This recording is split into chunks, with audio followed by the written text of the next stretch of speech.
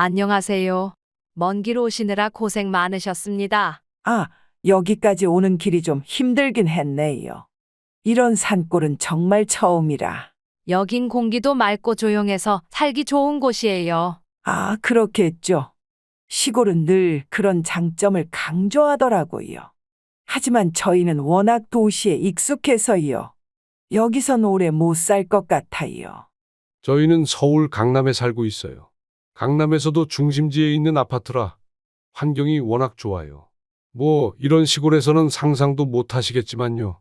우리는 이런 곳에서 소박하게 살아서 그런 걸 잘 모르지만 그래도 시골도 나름의 매력이 있답니다. 그런데요. 사돈댁께서는 과수원을 운영하신다고 하셨죠? 요즘 농사가 잘 안 된다던데 괜찮으신가요? 이런 데선 경제적으로 많이 힘드시겠어요. 과수원만 하는 게 아니라 도매도 함께 운영하고 있거든요. 크게 어렵지는 않습니다. 도매요? 아, 그런 일도 하시는군요. 그래도 그게 돈이 되겠어요? 강원도 횡성의 작은 마을, 청량산 아래 자리 잡은 작은 집이 박씨 부부의 삶의 터전입니다.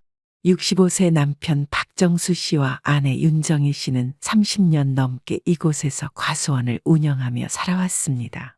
박씨 부부는 겉으로는 평범한 시골 농부처럼 보이지만 사실 상당한 재산을 가지고 있습니다. 박씨 부부는 젊은 시절부터 과일 농사를 짓기 시작했습니다. 결혼 후 가진 것은 고작 부모님이 물려주신 작은 과수원과 낡은 집 한 채뿐이었습니다. 당시엔 그저 먹고 살기 위해 사과와 배를 재배하며 하루하루를 보냈습니다. 처음엔 고생이 많았지. 새벽같이 일어나 물을 주고 나무에 올라가 가지치기를 하면서도 이걸로 우리 가족이 살아갈 수 있을까 싶었어. 박 씨는 힘들었던 과거를 떠올리며 종종 아내와 이야기를 나누곤 합니다. 하지만 정성과 노력은 배신하지 않았습니다. 박 씨 부부는 과수원에서 자란 과일들을 직접 수확해 매주 장터로 나갔고 품질 좋은 과일로 점차 단골을 늘려갔습니다. 박 씨네 과일은 정말 맛있다. 그렇게 입소문이 나면서 수요가 점점 늘었고 박 씨는 과수원을 점차 확장할 수 있었습니다. 1990년대에 들어서면서 박 씨 부부는 직접 유통망을 구축해 도매상들에게 과일을 공급하기 시작했습니다. 과일 품질을 유지하기 위해 정성을 들였고 거래처들과의 신뢰를 쌓으면서 안정적인 수익을 올릴 수 있었습니다. 정희야, 이제 우리도 이 과수원으로 두 아들을 대학까지 보낼 수 있겠어. 그들의 아들 준호는 부모님의 땀과 노력으로 대학교까지 무사히 졸업했습니다. 준호는 서울에서 직장을 잡아 결혼까지 하게 되면서 부모님에게 큰 기쁨을 안겨주었습니다. 박 씨 부부는 비록 몸은 고단했지만 소박한 삶 속에서 행복을 찾으며 살아왔습니다. 과수원에서 사과나무와 배나무를 가꾸고 봄이면 새싹이 돋아나는 모습을 보며 하루를 시작했습니다. 저녁이면 아내는 박 씨와 함께 마당에 앉아 사라져가는 해를 바라보며 이야기하곤 했습니다. 우리 참 복 받은 것 같아. 크게 가진 건 없어도 서로 의지하며 이렇게 살아왔으니. 그들은 화려한 도시 생활이나 부유한 삶을 꿈꾸지 않았습니다. 대신 이 작은 마을에서 단단한 뿌리를 내리고 가족과 함께하는 삶에 만족하며 지냈습니다. 농사 수익과 투자 수익을 차곡차곡 모아 현재 약 10억 원의 현금 자산을 보유하고 있습니다. 박 씨의 집 마당에서는 달빛이 은은하게 비추고 있었습니다. 과수원 나무들이 밤바람에 흔들리며 잔잔한 소리를 내고 멀리서 개구리 소리가 들려오는 고요한 시골의 밤. 박 씨 부부는 하루의 고단함을 달래기 위해 마당의 작은 평상에 앉아 이야기를 나누고 있었습니다. 여보, 준호가 드디어 결혼을 한다네. 참, 시간이 이렇게 빨리 갈 줄이야. 그러게 말이오. 준호가 어느덧 33이라니 우리 준호가 장가를 가다니 믿기지가 않네. 그 아이가 서울에서 열심히 일하고 이제 가정을 꾸린다니 대견하기도 하고 한편으론 걱정도 돼요. 이제 다 큰 어른이고 서울에서 잘 적응하고 있잖아. 그것보다 결혼을 잘해야 할 텐데. 그런데 집안에 여자가 잘못 들어오면 큰일이야. 아직 뭐라 단정 지을 순 없지만 준호가 마음에 두고 결혼까지 결심한 사람이면 분명 좋은 사람일 거예요. 너무 걱정하지 마세요. 그래, 당신 말이 맞아. 내일 만나면 제대로 이야기를 나눠봐야겠지. 돈 이야기는 괜히 꺼내지 않는 게 좋을 거예요. 자칫하면 오해를 살 수도 있으니까요. 그래, 내일은 우리 준호와 그 여자가 어떤 사람인지, 우리와 어떤 인연으로 만나게 됐는지 이야기 나눠보면 알겠지. 한적한 마을에서 열린 상견례 자리. 주인공 박씨 부부는 결혼을 앞둔 아들 준호와 그의 약혼자 수진, 그리고 수진의 부모님을 만나기 위해 깔끔한 옷차림으로 마을의 작은 한식당을 예약했습니다. 박 씨는 오래된 검정 재킷과 바지를 입었고 아내 정희 씨는 단정한 꽃무늬 블라우스와 치마를 입고 있었습니다. 여보, 너무 신경 쓰지 말고 있는 그대로 하면 돼. 괜히 긴장하지 말고. 알겠어요. 그래도 상대가 어떤 사람들인지 모르니 예의를 갖춰야죠. 도시에서 올라온 수진의 부모님은 고급 승용차에서 내렸습니다. 차에서 내리는 순간부터 짙은 향수 냄새가 풍겨왔고 어머니라는 사람은 머리를 곱게 올리고 화려한 액세서리를 치렁치렁 달고 있었습니다. 여기가 맞나? 이런 데서 상견례를 한다고. 사돈댁의 안주인은 박씨 부부를 쳐다보더니 눈썹을 살짝 치켜올리며 어딘가 불만스러운 표정을 지었습니다. 그녀는 남편을 향해 낮은 목소리로 중얼거렸습니다. 촌스럽다 못해 수준이 안 맞는 거 아니야. 이게 준호 씨네 가족이래? 수진의 아버지도 비슷한 태도로 고개를 돌리며 한숨을 내쉬었습니다.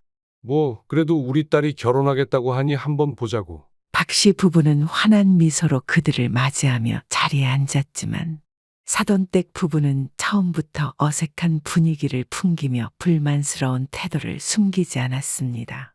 안녕하세요. 먼 길 오시느라 고생 많으셨습니다. 박 씨가 조심스럽게 인사를 건네자 수진의 어머니는 억지로 웃으며 대답했습니다. 아, 네, 뭐 여기까지 오는 길이 좀 힘들긴 했네요.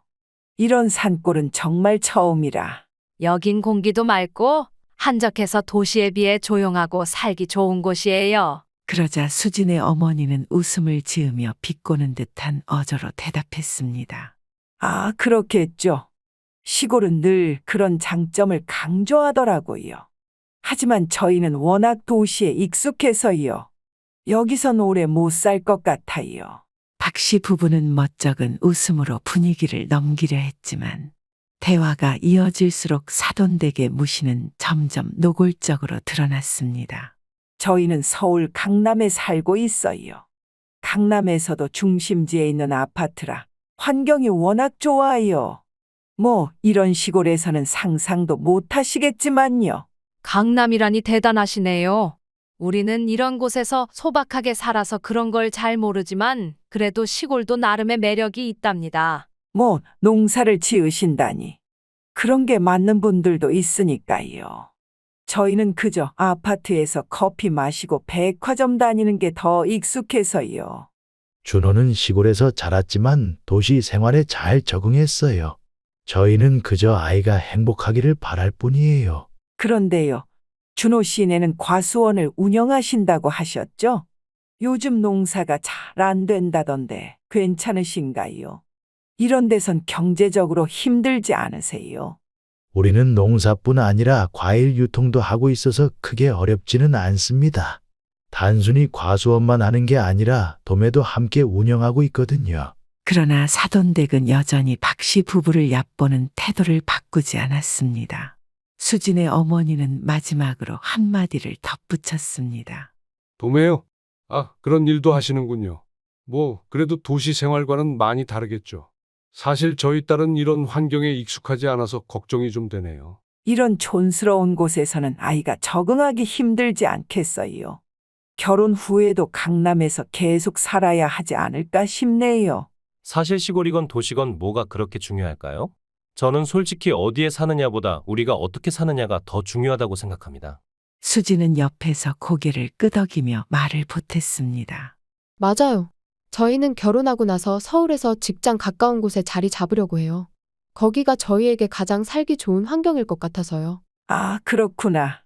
그럼 역시 서울이 맞는 선택이겠네. 시골은 아무래도 젊은 사람들이 살기엔 불편하잖니. 불편할 수도 있지만 사실 저는 시골에서 자란 게 제 삶에서 큰 행운이었다고 생각해요.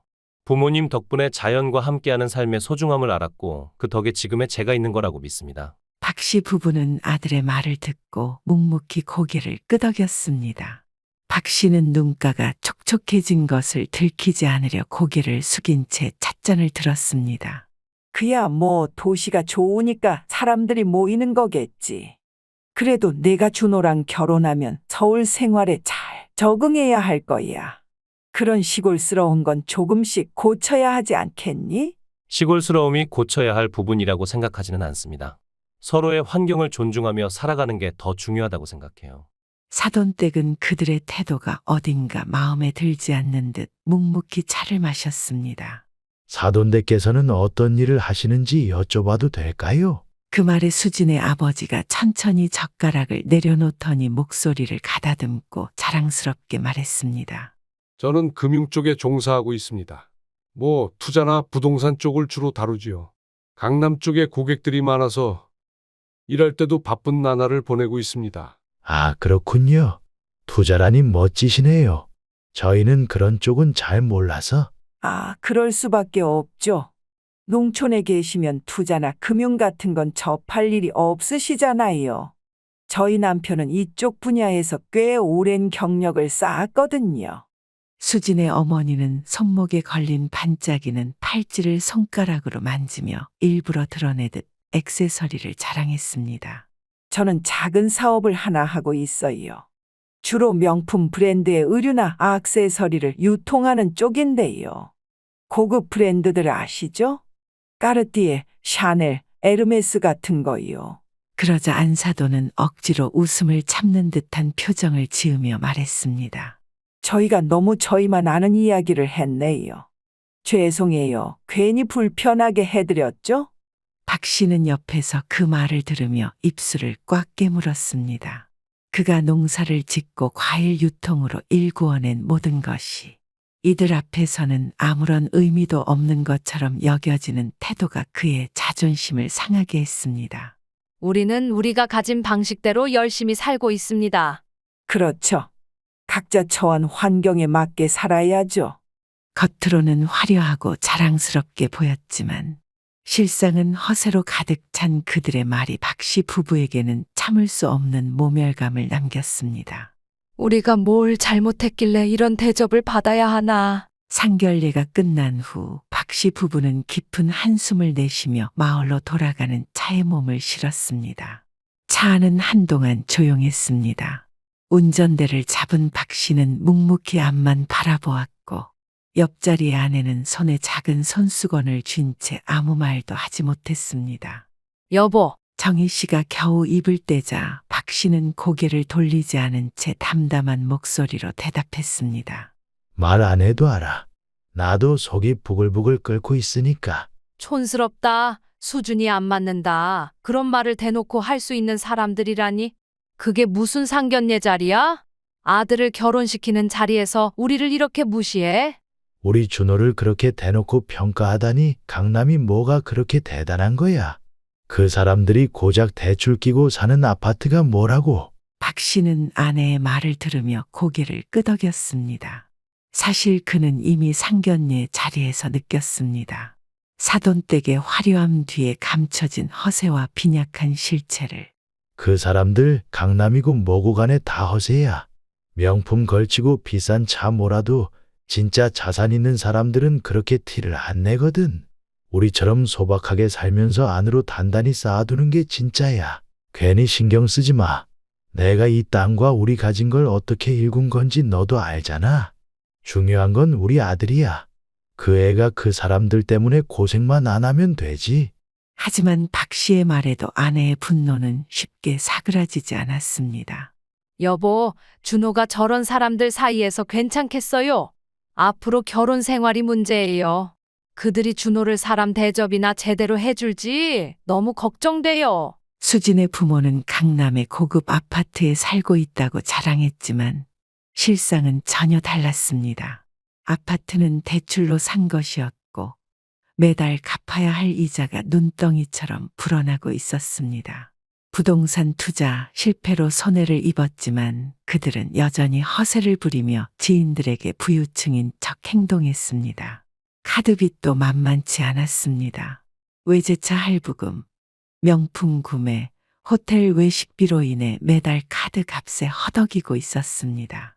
그들은 박씨 부부 앞에서 화려한 척하며 거만하게 행동했지만 그 모든 것이 허울 뿐인 자존심을 지키기 위한 행동이었습니다.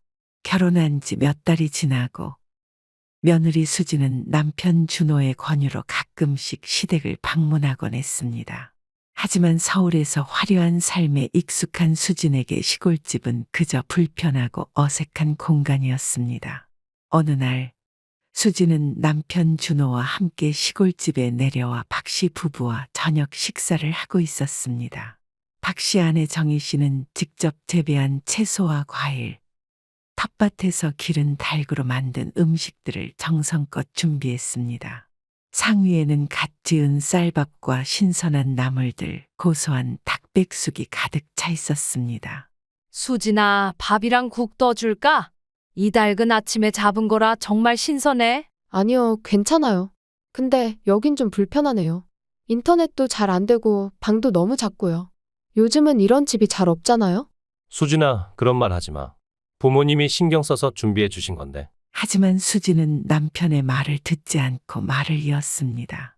아니, 사실 그렇잖아요. 서울에선 집마다 최신 가전도 있고 공간도 더 넓고 깔끔하잖아요. 여긴 너무 좁고 낡아서 답답해요. 여긴 도시처럼 화려하지는 않지만 우리 가족의 추억이 가득한 집이란다. 준호도 여기서 자라면서 얼마나 행복했는지 몰라. 준호가 이런 환경에서 자란 것도 좀 의외였어요. 아마 도시에 살면서 완전히 적응했을 거예요. 이를 들은 박 씨는 숟가락을 내려놓으며 잠시 눈을 감았습니다. 아내 정희 씨는 조용히 차분한 목소리로 말을 꺼냈습니다. 수진아, 도시가 살기 좋고 화려한 건 맞단다. 이 집이 낡고 불편해 보여도 여기서 자란 준호는 누구보다 훌륭한 사람이 됐어. 그리고 그건 이곳이 준호에게 준 가르침 덕분이라고 생각한단다. 식사가 끝난 뒤에도 수지는 입술을 삐쭉 내민 채 아무 말 없이 소파에 앉아 있었습니다. 준호가 다가와 조용히 물었습니다. 수진아, 아까는 너무 심했어. 그런 말을 하면 안 되지. 그냥 사실을 말했을 뿐이야. 근데 왜 자꾸 내가 잘못한 것처럼 몰아가는 거야? 부모님을 무시하는 태도는 아니잖아. 당신이 도시에서 자랐다고 다 좋은 건 아니고 우리 부모님이 시골에서 사신다고 부족한 것도 아니야. 수지는 여전히 삐진 표정으로 입술을 내밀었지만 더 이상 대꾸하지 않고 집에서 나갈 때까지 말없이 짐을 챙겼습니다. 수진의 부모는 결혼 후에도 여전히 화려한 삶을 즐기며 사치스러운 생활을 멈추지 않았습니다.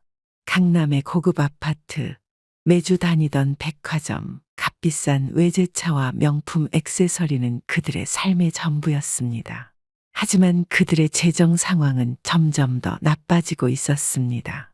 수진의 아버지는 과거 부동산 투자로 큰 수익을 얻었던 경험에 취해 더 큰 이익을 위해 무리하게 여러 부동산에 투자했습니다. 그러나 몇 년 전 시작된 부동산 경기 침체로 인해 그가 투자했던 지역의 아파트와 상가의 가격은 계속 하락했습니다. 여보, 이번에 계약했던 상가 있잖아. 그거 매매가 취소됐대. 거래가 완전히 끊긴 상태라더라. 취소라니? 이게 무슨 말이야? 그 상가는 금방 팔릴 줄 알았잖아.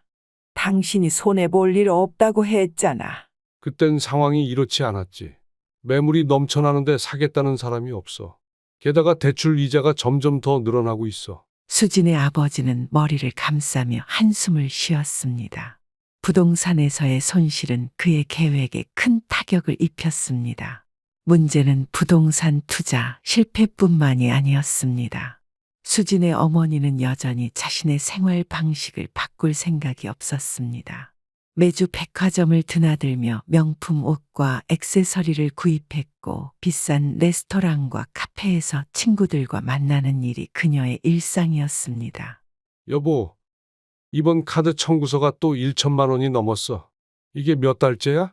이렇게 계속 쓰다가는 정말 파산하겠어. 뭘 그렇게 호들갑이야. 이 정도는 감당할 수 있잖아. 지금까지 잘 버텼잖아. 강남에서 살면서 명품 하나 없으면 사람들이 무시해. 내가 가진 걸 보여줘야 우리 가족도 인정받는 거라고. 그러던 어느 날 수진의 아버지는 더 이상 버틸 수 없다는 결론을 내렸습니다. 이제 안 되겠다. 외제차부터 팔아야겠어. 더 이상 할부금을 낼 여력이 없어. 뭐, 그 차는 우리 체면을 세워주는 건데 어떻게 팔아? 체면이고 뭐고. 지금은 살아남는 게 먼저야. 결국 그들은 1억 원이 넘는 외제차를 중고차 시장에 내놓았습니다. 차를 팔아 얻은 돈은 카드빚과 대출 일부를 갚는 데 쓰였지만 그마저도 턱없이 부족했습니다. 고급 아파트 역시 마찬가지였습니다. 수진의 부모가 자랑하던 강남의 아파트는 이미 대출로 담보 잡힌 상태였습니다. 이제는 이 아파트도 팔아야 할 것 같아. 어차피 은행에 넘어가기 전에 처분하는 게 낫겠지. 수진의 어머니는 고개를 저으며 눈물을 흘렸습니다. 여기까지 떨어질 줄은 몰랐어. 우리가 이렇게까지 힘들어질 줄 몰랐다고. 수진의 부모는 외제차를 처분하고 고급 아파트를 팔았습니다. 그동안 누리던 화려한 생활은 모두 사라졌습니다. 내가 하지 말랬잖아. 그 돈으로 명품만 안 샀어도 이 지경은 아니었을 거야. 당신이 부동산에 돈을 다 쏟아부은 게 문제 아니야? 나만 탓하지 마. 어느 날 저녁 박 씨는 과수원 일을 마치고 집으로 돌아와 거실에 앉아 쉬고 있었습니다. 그때 전화벨이 울렸습니다.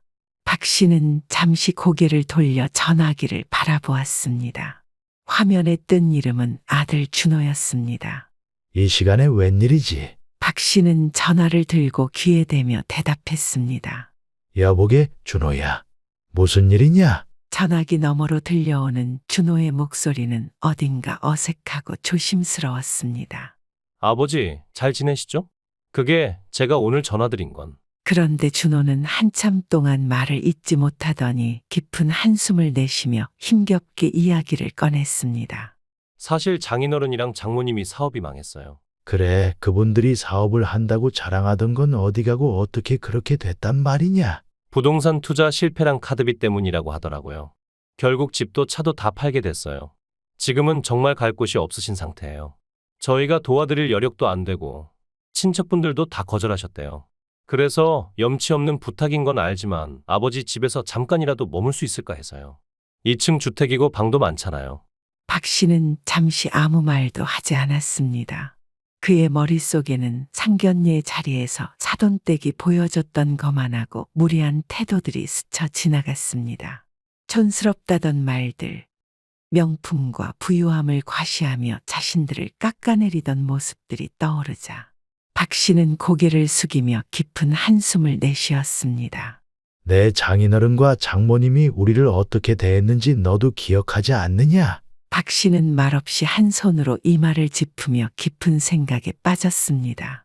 그 순간 정희 씨가 전화를 엿듣고 조용히 남편의 곁으로 다가왔습니다. 누구야? 준호야? 무슨 일이래? 사돈댁이 집도 차도 다 날리고 갈 곳이 없어서 우리 집에 와서 잠시 살겠다는군.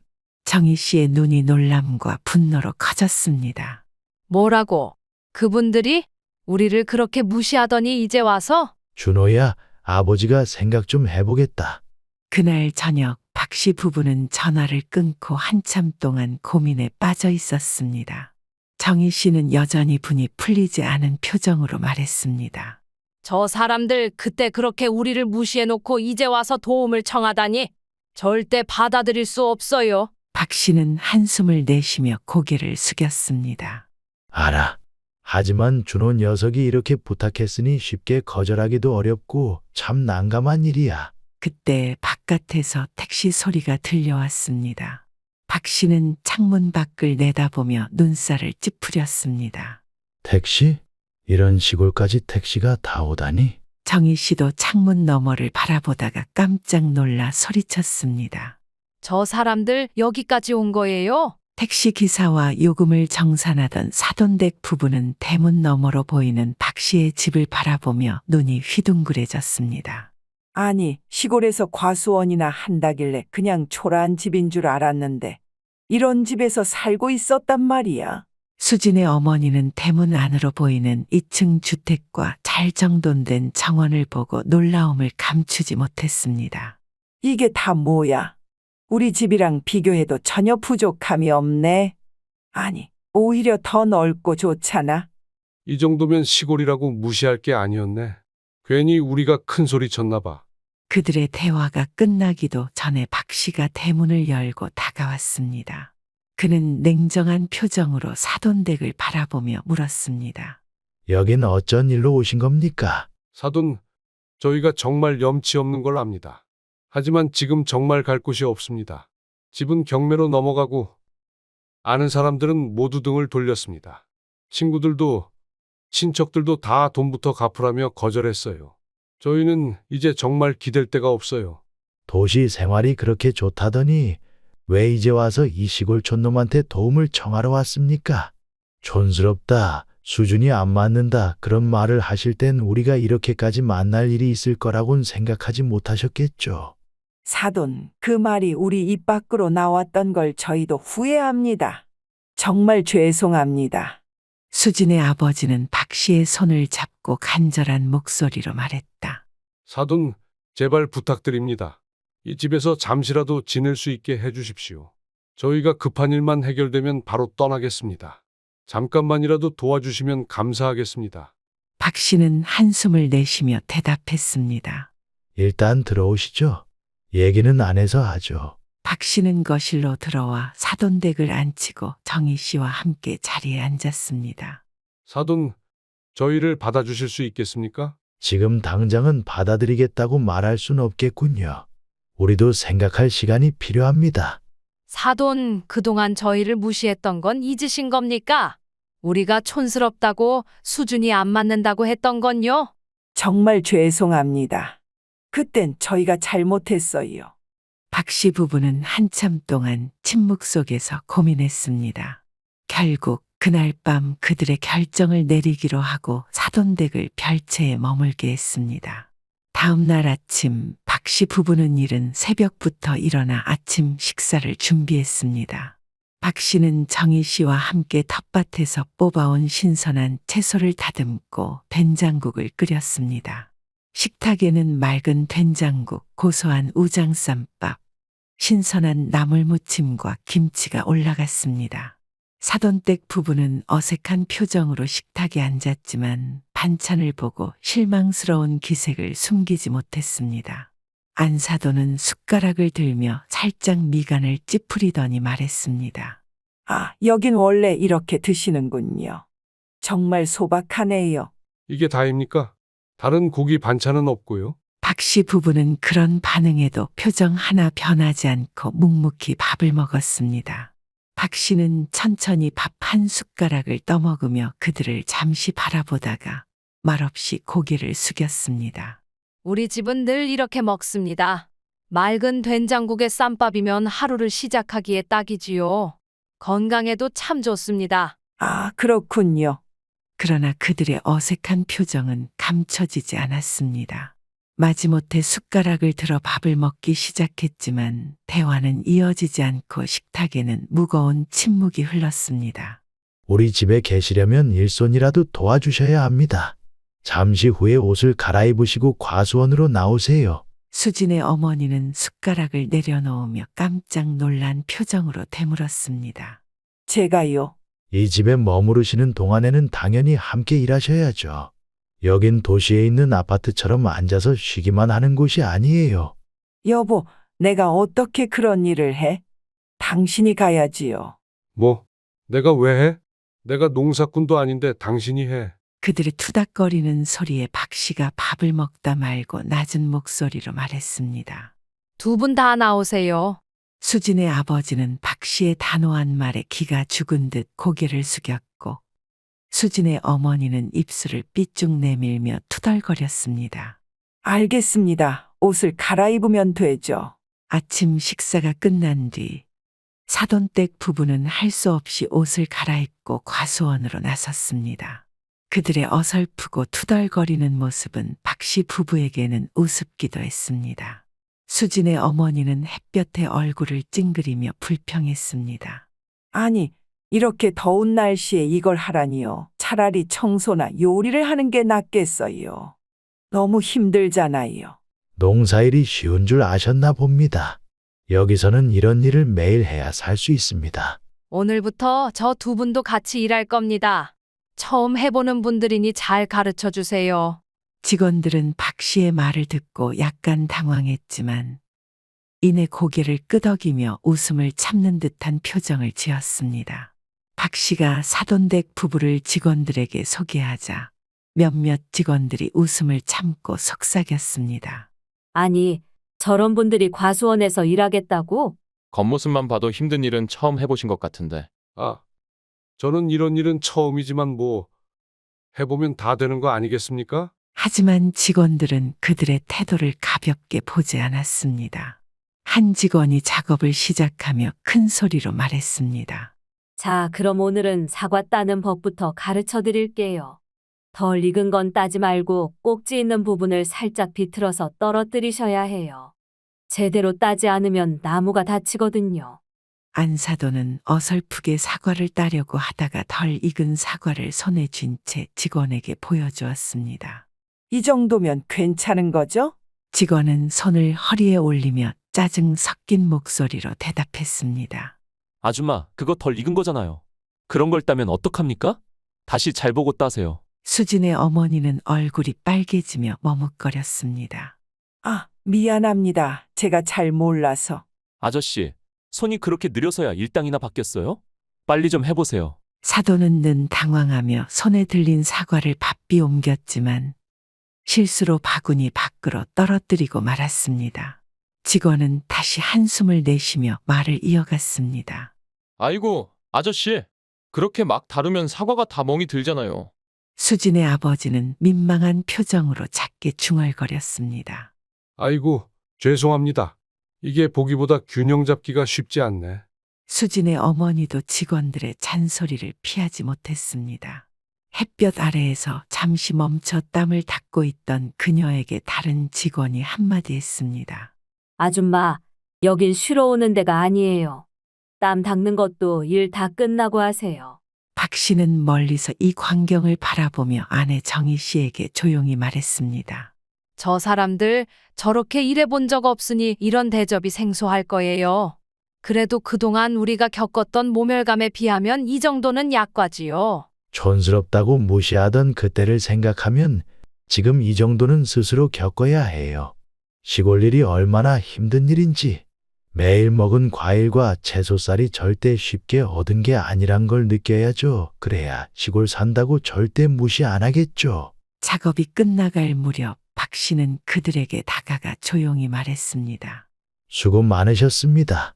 어땠습니까? 농사일이 그렇게 쉬운 게 아니지요. 수진의 아버지는 무겁게 고개를 끄덕이며 한숨을 내쉬었습니다. 예, 정말 그렇네요. 이렇게 힘든 일인 줄은 몰랐습니다. 제가 너무 쉽게 생각했나 봅니다. 농사일은 정말 아무나 하는 게 아니네요. 저는 정말 못하겠어요. 저희는 매일 이렇게 살아왔습니다. 이런 삶을 무시했던 그때를 돌아보며 이제는 조금 더 이해하셨으면 합니다. 그 말에 사돈댁 부부는 고개를 떨군 채 아무 말도 하지 못했습니다. 사돈댁 부부는 과수원에서의 고된 하루를 마치고 겨우 집으로 돌아왔습니다. 땀과 흙으로 뒤범벅이 된 그들의 모습은 이미 기운이 다 빠진 듯 초췌하기 그지없었습니다. 아휴, 죽겠네. 이런 일을 어떻게 매일 하시는지 정말 이해가 안 가요. 박 씨는 웃음을 참으며 조용히 말했습니다. 다들 배고프시겠지요? 일단 저녁 준비하겠습니다. 씻고 오세요. 저녁 식탁에는 소박한 밥과 찌개 그리고 몇 가지 나물이 올라왔습니다.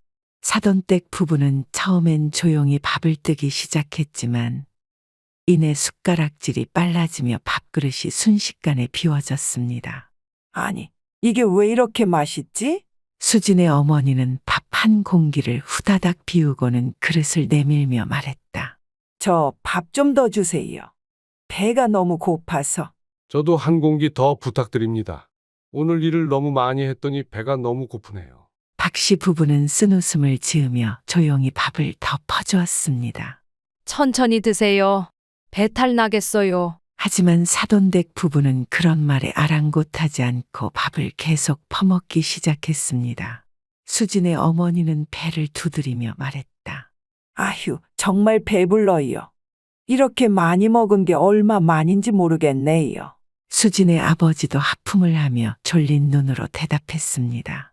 역시 몸을 많이 쓰면 먹는 것도 달라진다니까. 아휴, 이제 좀 누워야겠어. 밥을 다 먹은 사돈댁 부부는 말도 없이 방으로 들어가더니 그대로 침대에 쓰러졌습니다. 그렇게 두 사람은 잠들었고 몇 분 지나지 않아 방 안에서는 큰 코 고는 소리가 울려 퍼지기 시작했습니다. 드르렁 드르렁. 거실에서 일을 듣던 정희 씨는 박 씨를 바라보며 속삭였습니다. 여보, 저 사람들 소리 정말 크네요. 방에서 무슨 트랙터가 지나가는 소리 같아요. 그래도 오늘 하루는 좀 고생했으니 어련히 자게 둡시다. 다음 날 아침 사돈댁 부부는 여전히 과수원으로 나가야 한다는 말에 피곤한 표정을 감추지 못했습니다. 어제도 죽을 뻔했는데 오늘도 가야 하나요? 저희도 매일 이렇게 일을 합니다. 여기서는 부지런함이 제일 중요합니다. 손을 움직이지 않으면 하루가 제대로 돌아가지 않으니까요. 사돈댁 부부는 어쩔 수 없이 작업복을 입고 다시 과수원으로 나섰습니다. 멀리서 이 장면을 지켜보던 박 씨 부부는 말없이 서로를 바라보며 작은 미소를 지었습니다. 여보, 저 사람들 참 웃기지 않소? 그래도 어제보다는 조금 나아진 것 같기도 하고요. 그러게요.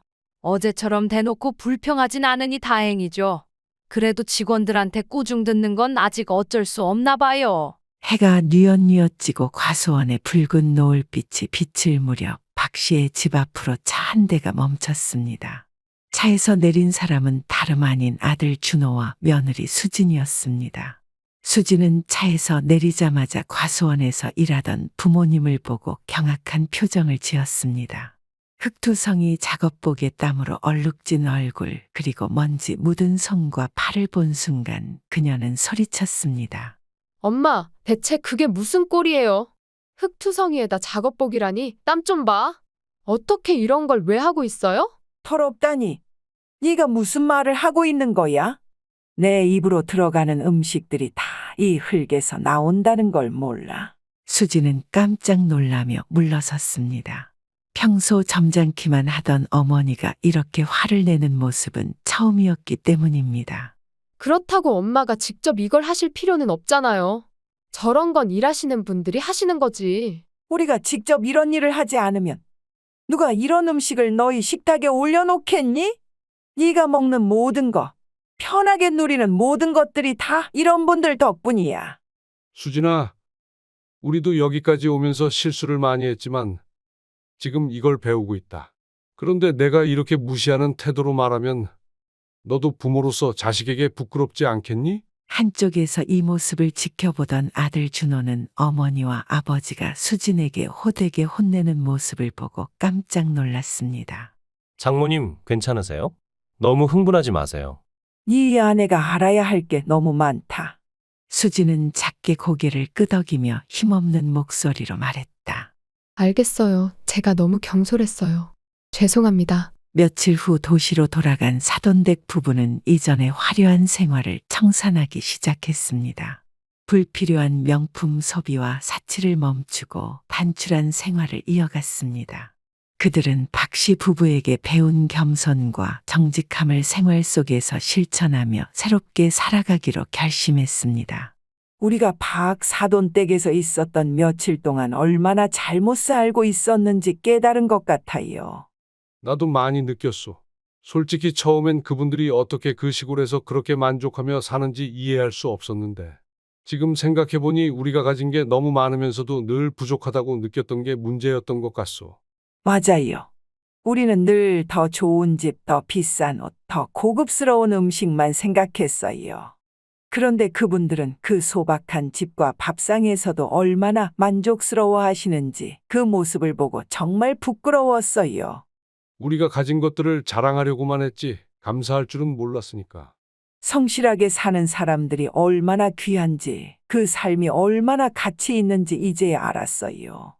더 이상 남들 눈에만 맞추려는 삶은 살지 말고 우리가 진짜로 소중하게 여겨야 할 것들을 지키면서 말이요. 그들의 집은 이전처럼 화려하진 않았지만 더 단단한 마음과 깨달음을 바탕으로 새로운 시작을 맞이하게 되었습니다. 어느덧 시간이 흘러 박씨 부부의 집에 기쁨이 찾아왔습니다. 첫 손주가 태어난 뒤 아들과 며느리가 손주를 데리고 시골집을 방문한 날이었습니다. 할아버지, 여기 개구리 있어요. 빨리 와보세요. 그래, 우리 손주가 벌써 이런 것도 할 줄 알아? 참 대단하구나. 할아버지, 개구리 너무 빠른데요. 어떻게 잡아요? 개구리 잡으려면 너무 급하면 안 돼. 천천히, 조용히 다가가야 잡을 수 있는 거란다. 살아있는 것들은 다 자기만의 속도가 있는 법이야. 너무 성급하면 놓치고 마는 거지. 손주는 고개를 끄덕이며 진지하게 듣는 모습으로 박씨를 바라보았습니다. 알겠어요, 할아버지. 천천히 잡아볼게요. 어머니, 아들이 이렇게 좋아하는 걸 보니 저도 시골이 참 좋다는 생각이 들어요. 이렇게 자주 오고 싶어요. 여긴 늘 환영이니까 언제든 놀러 오렴. 정희 씨는 손주에게 작은 사과를 깎아주며 말했습니다. 이 사과도 할아버지랑 할머니가 손으로 키운 거란다.